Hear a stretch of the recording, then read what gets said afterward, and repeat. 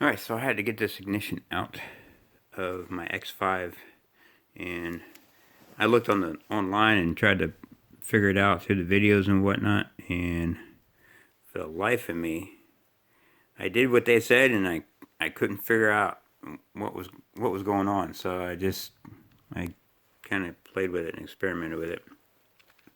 You see the size of this wire that I have in here. I put the wire all the way through the end so it would stay. It would capture it, because if the wire's not in there, the key will turn. So if the key doesn't turn, then it won't go to the off position and the key will drop out. So hang on a second. Alright, so I put some more light on the subject, and I'm going to straighten this out so I can get this wire out, and then I'll show you what I discovered.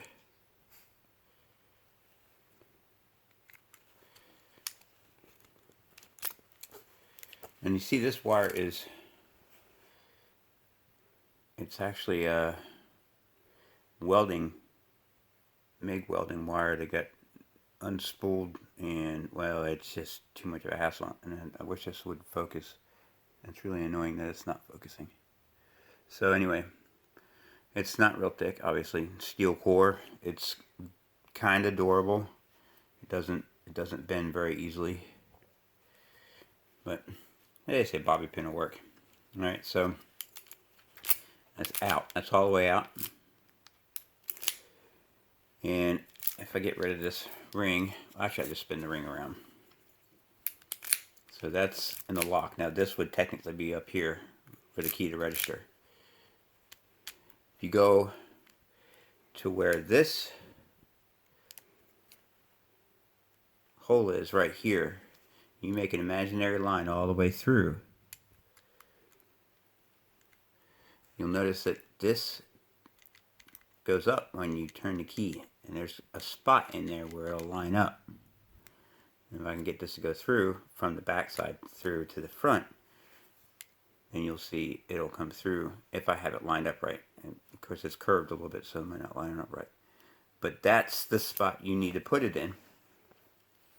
And everybody says, oh, start over here in the off position, the 0 position, and then turn it to position number 1. And I tried that, and all I was doing, I was bending the wire. So really what you have to do is you have to find that starting point. Don't go to 0 where you can get the key out. Go a little beyond it. Now, maybe not all the way to position 1, but close to it, and stick the wire in there. And then, while putting a little bit of pressure on the wire, kind of turn it until it falls in spot. Like right there, bam. See how far in it went? With no effort. It went in there with no effort. That was the problem everybody was having, is they were trying to force it in there. And they finally just got lucky, I think. If you find that spot where you can put it in without any effort, which is normally, from the 0 position, it is right there. You can see how far over it is. This is where the pin needs to be. So from here, from there to there, you move this around to here, to that spot there, you should be pretty much on it. And that should go through without any effort. And it did. And when you get to this point, you just push on it, and you see what happens when I push on it? It goes through. It does. You don't have to have any kind of bend in the pin or whatever. It literally pulls it in when you get there. Now technically, if you get it, wiggle it around, you can get it to go through the other side. And then that's how I had it. And I locked it in. I locked the wire in. And you can't turn the key with that locked in place, because that goes through the tumbler, the key set, and the housing at the same time. So you can't turn that. This does not turn on there with this wire in there. So that's why I locked it in. I had a guy on the forum wanted this set, so I pulled this out. And I'm doing this because I had so much trouble using the videos. But like I said, you do that, you line it up, you mark it, And it's only, I don't know how many degrees that is. From there to there. That's it. You turn it, line it up, put the pin in there, cotter pin, safety pin, MIG wire, whatever, and it falls through with no problem.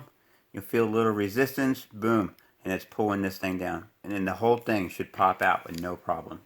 You might have to put a little bit of pressure on it because these plungers push on the release. So there's a little pressure on this little pawl right here. So I'd say put a little pressure on the key and then push the wire in. So you take the pressure off of this because that's the lock. Once you get that out, you'll see there's a little channel inside there where that lock cylinder sits in there. All right. Hope this helps out somebody because I fought with it for almost 2 days. And once I saw how it worked, it just went so smoothly. Good luck.